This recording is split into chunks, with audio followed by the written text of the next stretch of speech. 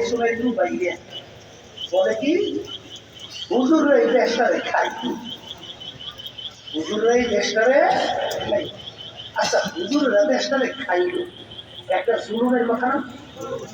আচ্ছা প্রেসিডেন্ট থেকে শুরু করে এলাকার চৌকিদার পর্যন্ত কোথায় হুজুররা দায়িত্ব পালন করে? করে না। তাহলে দায়িত্ব পালন করে কারা? খাজুরে না বলেন কারা? বলেন বলেন। আচ্ছা দেশ চালাইল খাজুরে না, দেশ হুজুররা খাইল কিভাবে?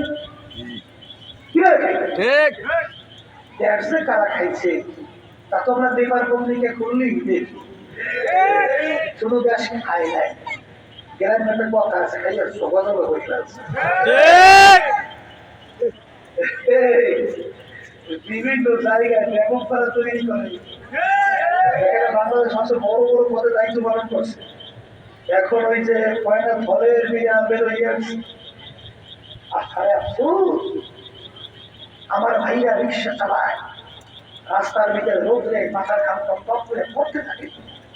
ঠেলা গাড়ি হলো আমার বাজার রাস্তায় ঠেলা গাড়ি চালে, কত কষ্ট করে সম্পদ টাকা উপার্জন করে, সেই টাকা ভ্যাট ট্যাক্স জমা হয় সরকারি ফান্ড, আর ক্ষমতায় জায়গা ওই চেয়ারে পয়সা আজকে লুটপাট হইয়া বাংলাদেশের টাকা বিদেশের ব্যাংক রূপান্তরিত করে।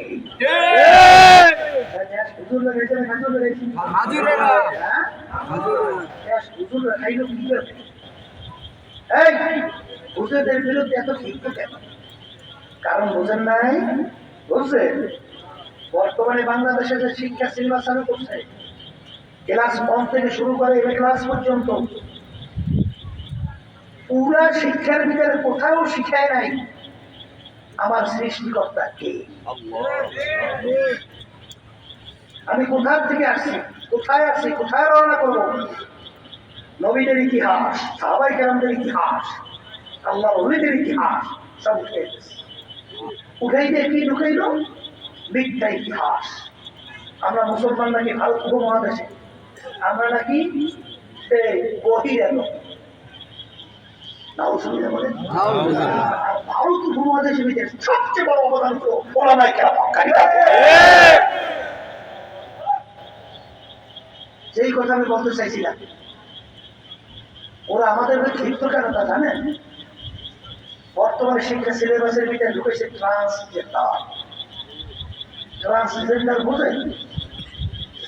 ট্রান্সজেন্ডার বলা হয় একটা মেয়ে যদি মনে করে মনে মনে আমি ছেলে, সেটাকে ছেলে হয়ে যাবে। আর একটা ছেলে যদি মনে করে আমি মেয়ে, তো সেটাকে মেয়ে হয়ে যাবে। এখন সে মেয়ে হয়েছে মনে মনে ছেলে, কিন্তু আরেকটা মেয়ের কাঁধের ভিতরে হাত দিয়ে হাঁটবে, চিন্তা করবে আমিও মেয়ে সেও মেয়ে।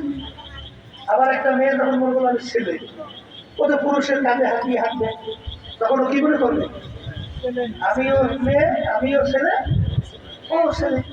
অর্থাৎ বোঝেন নাই অবাধ জনচর, ঠিক ঠিক পশুদের মতো আচরণ। এই যে পাশ্চাত্য দেশগুলো প্রেসিডেন্ট থেকে শুরু করি এলাকার চৌকিদার পর্যন্ত কেউ দাবি করতে পারে না সন্তান টাকা পাওয়া, কেউ দাবি করে শক্তি নাই, সব মানুষের ভরা। ওই নীতি আদর্শ কালচার আমাদের কাছেও বাস্তবায়ন করতে চায়।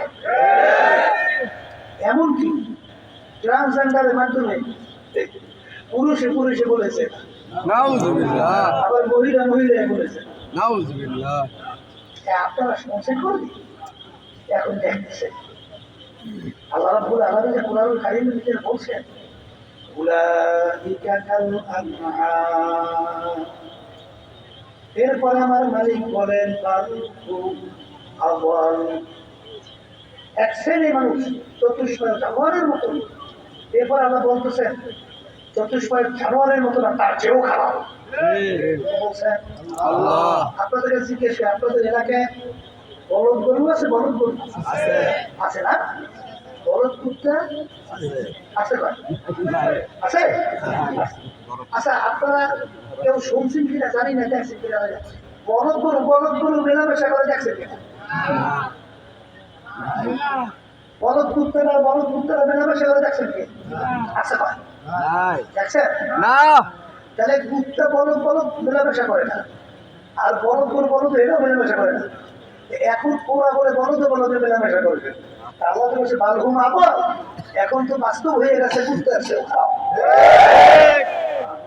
ঠিক না?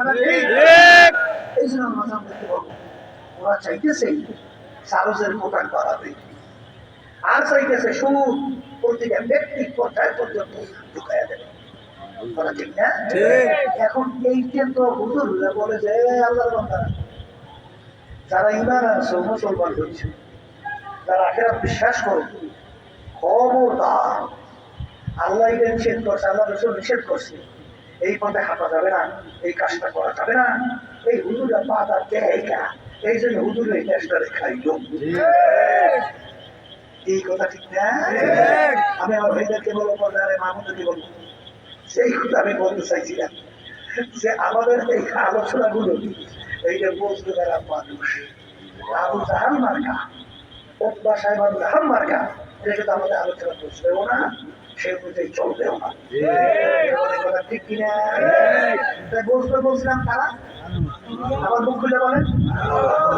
এখন এই কথার মাধ্যমে আমি কিন্তু বুঝাতে চাই যে আসলে মানুষের ছোঁয়া আকৃতি হইলেই মানুষ হওয়া যায় না।